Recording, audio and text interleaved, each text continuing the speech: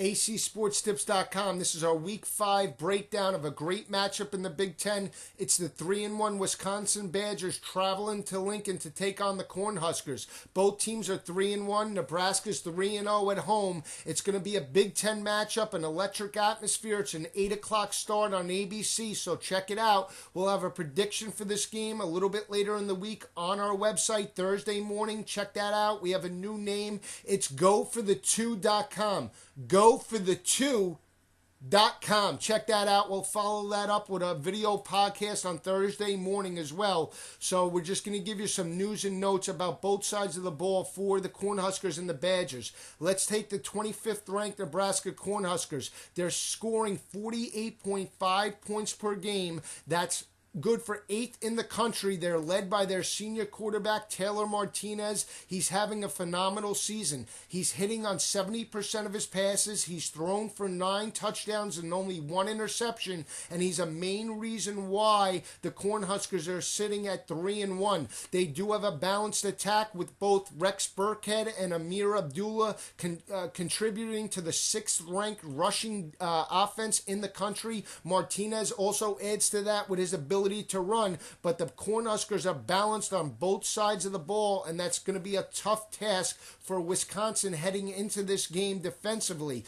They do have some great experience now with sophomore Kenny Bell. The Cornhuskers do on the flanker position. He's averaging 24.8 yards per catch. He gives an added dimension. He forces the defenses to spread out and forces defenses to respect the passing game, and that's why Nebraska is scoring so many points per game. They're balanced. They have a dual-headed attack led by Martinez, and that's going to be a tough task for Wisconsin heading into this game. So we have to see how that matchup plays out later in the week. Defensively for Bo Pelini and the Cornhuskers, I think it's very simple heading into this matchup with Wisconsin.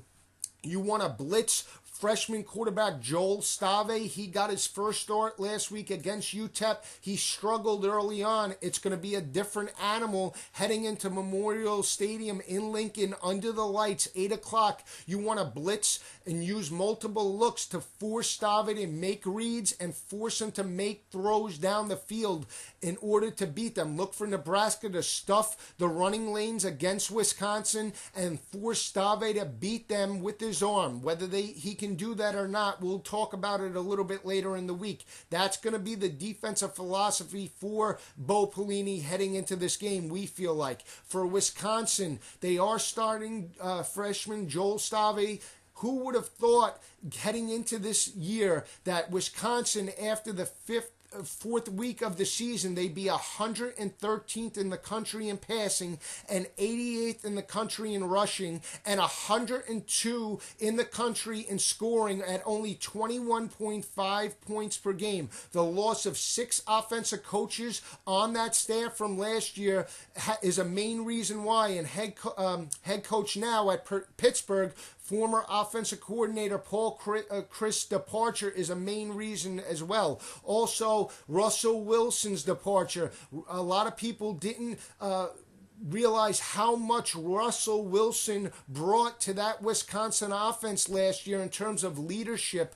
You're seeing it now with how Danny O'Brien struggled, and now Brett Bielema having to go with Joel Stave, a freshman quarterback. You see the presence that Russell Wilson brought that team last year. Monty Ball has struggled, and James White, the third down back, has struggled as well. They're not picking up the yards that they used to, and a main reason why is the departure of Russell Wilson. So a lot of people don't realize that heading into this season, that's a reason why Wisconsin has struggled to date. But with all the bad does come some good. They did lose that game on the road to Oregon State 10-7. They do have a very stingy defense, and they are finding ways to win Wisconsin. They do have their toughest task to date traveling to Nebraska. They're going to need their best effort to pull it out a victory this week, because they cannot rely on only special teams to win the games over the last 2 weeks against Nebraska. They needed a punt return for a touchdown against Utah State at home.